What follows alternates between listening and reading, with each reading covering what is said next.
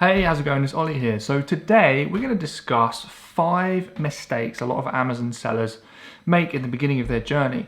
And I'm going to be giving you specific examples from clients or Amazon business owners I've spoken to who have made these mistakes. And ideally, after the end of this video, you will know exactly what not to do when you get started, so your journey will be a lot smoother. So let's dive right in. So the number one mistake a lot of new Amazon sellers make is they choose an overly competitive niche, right? They pick something where really, even if they were quite a big company, they would have a difficult experience getting the product to sell. In fact, one client I'm working with now, before he joined my program, he launched a product in America, and the niche he chose, obviously I can't share with you what it is, but on page 1, every single seller on the first page was an established seller. Or in other words, they had more than 500 reviews on their listing. In fact, some of these sellers had thousands and thousands of reviews on their listings. So think about it. You're a brand new seller, you launch a product into a niche, you're trying to get your product to page 1, you've got like 0 reviews.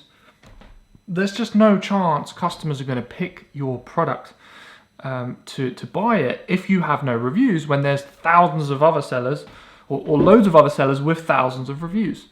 Right, obviously the customers are going to buy the products that are more established. Now, the thing is that makes it really difficult to compete in competitive niches is that in order to get reviews, the best way is to get sales, right? But if it's difficult for customers to choose your product over the others in the first place, you're not going to get the sales in order to get the reviews.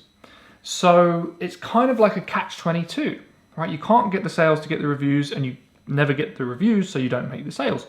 So your product just gets stuck on like page 10. So he was running loads of advertising campaigns. He was trying to tweak his listing, trying to optimize everything. No matter what he did, the product just wouldn't sell.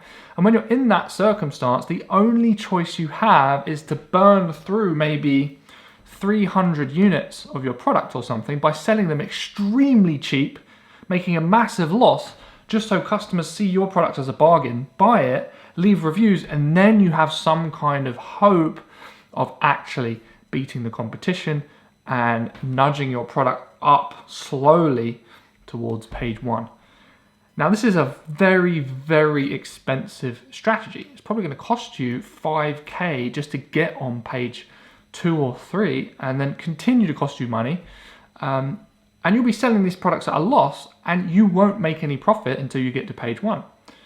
So make sure your niche is not too competitive. We really want 5 or less established sellers with 500 reviews or more on page 1 in your niche. That's mistake number 1. Mistake number 2 is not estimating profits before you place a big order. So a lot of people just think about how many sales am I going to make each day? Is the niche, does it have enough demand? Does it have, the right levels of competition? All that stuff. But they don't think about the actual money side of the business, the numbers side of the business, which really at the end of the day, if you're running a business, the numbers is the most important thing, right? Because if you get that wrong, you could do a ton of sales, but if your expenses are higher than your sales, you're going to end up losing money, and you'd just be better off not running the business in the first place. So doing your numbers before spending a lot of money on stock is really important. So really, this fact that you need to know what your profits are before you place the order, that actually makes test batches even more important. Because in order to know how profitable your product is going to be, you need to know what the customer is going to be willing to spend on your product. Once you know that, then you can work backwards from that figure and calculate how much profit you would make if you were to order more units. Let's take a look at an example. So let's say you did a test batch of a product, right? Let's say you went for a bundle and you wanted to charge £35 for this product. All right? You ordered 50 units of the product and the bundle items, sent it into Amazon, and you found out that while you wanted to charge £35 for the product, it really wouldn't sell until you dropped the price by £5 and charged £30. right? And it was selling relatively steadily. You got a couple sales a day. Some days you got one sale, some days you got two sales. With a test batch, things don't really take off very fast, right? So that's what you can expect. And you managed to sell the products at £30. Well, now you know this is the price customers are going to pay. So what you can do is you can work backwards from that once you've got your quote from the big order from your supplier, and you can say, okay, this is how much profit I could make if I place the big order. For example, if you can charge £30 for the product, let's say your cost of landed goods, as in the cost of the stock, the shipping, the customs, the fees, the cost to get the product to the UK or whatever country you're selling from, is around £7. All right, that's what it costs to get the products into the country. Let's say Amazon fees are around 33%, so about £10. Let's say we estimate PPC being around about £3 per sale long term. This means you've got a total expenses of £20 and you can make sales of £30. So your estimated profit is 33%, which is around £10 per sale. So if you can do this before you place your big order, your chances of succeeding and actually running a profitable business are much higher. Now, obviously, in a lot of cases, the real numbers that you encounter are different to the numbers that you plan for. For example, maybe the niche gets a bit more competitive and you can't charge quite as much, long term. Maybe something goes a little bit wrong and your cost of landed goods increases. Maybe the customs fees are higher. Maybe the cost to actually produce the product how you want is a little bit higher. Maybe the PPC costs are higher than you anticipated. Well, things could be different, but there's a lot higher chance that you're still going to be profitable if you have a plan before placing the order than if you just go into it blind and just pray that it's somehow going to work out. If you do that, I guarantee that the highest possibility is that you're not going to make any profit and things are going to go horribly wrong. So figure out your profits before you spend any large amounts of money on 500 units or more.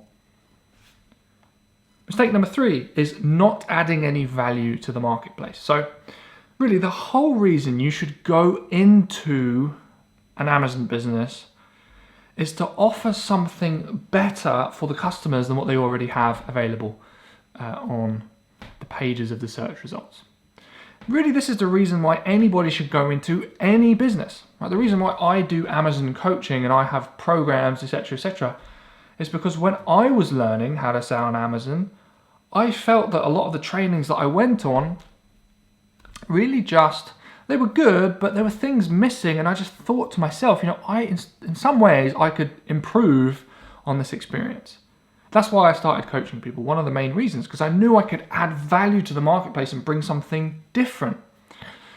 Really, you should be doing this too with your Amazon products, right? So for example, if there's say 100 products in the search results of Amazon in your niche, you have to ask yourself the question, why would the customer pick your product over any of the other ones, right? Because if you can't answer that question, then the customers will just pick the other products that are on display. The first private label product I launched was, it was in the kitchen niche, right? In the kitchen category. And essentially, it was a carbon copy of the other products that were being sold in the same niche, right? I didn't differentiate very much. In fact, it was pretty much the same thing. And I thought, well, if these other sellers are selling these products really well, then mine should sell well too. And the funny thing is, in the beginning, it did sell very well. In fact, it started selling for about $14.99 consistently, right? And I thought, oh my God, I've first private label I've launched is working really well. I was buying these things really cheap for like 90p each, including the product and the packaging. So I was making a decent profit. But over the next couple of months, loads of other people found this niche, realized that it was really profitable, and just started copying my product as well as the other products that were available. What would happen is, because the competition was getting more and more fierce and everyone's product was the same, the only thing that made either listing different was the price. So of course, everybody kept dropping their price and got into a big price war. Before we knew it, these products weren't selling for any more than $3.99, $4.99 each, because everybody's product was the same. So it wiped out all my profit, and the product didn't work anymore very, very, very quickly. So in order to stay in the game, you have to have something different about your product, something better than everybody else's, because then you could even charge more than your competition, and they'll pay because they'll see the reason why they'll get more value for their money. All right, in fact, the second product I launched, I made it massively different. I offered a different bundle altogether, a different design. I got the manufacturer to improve on the design of the product because I saw a flaw in a lot of the competitors' products. I made really fancy packaging so it could be presented as a gift to somebody. And I was able to charge £10 more than all my competitors for exactly the same product because I was offering something way better. Doesn't matter if they get into price wars because some customers only want the best. And they'll pay more if they can see that there's a reason to do so. So always add value with your products. Could be something different, could be something fundamentally better with your design, but make sure it stands out on the page. Mistake number 4 is expecting too much from Amazon PPC or sponsored ads on the first day you launch the campaign. Now, I've had several clients who are doing their test batch and they've got, say, 50 units of stock, they send it into Amazon, they turn on the advertising, and within 48 hours they haven't really made any sales yet, and they start to panic and they say, oh my God, this product's never going to work, the niche is wrong, my listing's rubbish, I haven't added enough value, I must have done something wrong with my keywords, and they just go into panic mode. The one thing you have to understand about any advertising campaign on any platform is usually it starts out horrendous, right? And then you want to chisel away and refine it over time to get it more and more optimized. So for example, if you're spending £10 on advertising to get one sale in the first, say, 7 days of running your advertising campaign, week 2, you want to figure out little ways you can make the advertising more effective. You also want the advertising campaign to learn from the clicks and the sales that it gets, right? And it learns automatically using an algorithm. And so over time, the cost per sale will reduce from £10 to maybe £9 per sale, to maybe 8, 7, etc., etc., etc. And over time, you should be aiming for a 10% ACOS, right? So if you spend, £1 on advertising fees, you should make £10 in sales. That's what we want long term, but that does not happen in the first day. In fact, when you launch a product, because the advertising might be a bit all over the place, because you want to be quite aggressive to get the product to page 1, you should be willing to go and make a bit of a loss in your first month while the advertising campaigns learn, while you're trying to sell as many units as you can to get up your sales volume, and you're trying to do everything you can to get a good position on page 1 of the search results. But whatever you do, don't expect your PPC campaigns to work really, really, really well right in the beginning. Right? Let it run for 2 weeks, then analyze how things have gone over those 2 weeks, and then you can put all the bad keywords into the negative keywords part of the campaign. You can start to refine things, and then the next 2 weeks should be a little bit better than the first 2 weeks. And you just keep refining every fortnight like that, and over time your campaigns will get more and more efficient. So, number 5 mistake most new Amazon sellers make is needing the business to work very, very, very fast. I was on the phone with a really nice lady, actually, I think it was last year, end of last year. She was saying to me that she couldn't afford to pay her mortgage. Right, so her current income was at such a point where it was lower than her outgoing expenses.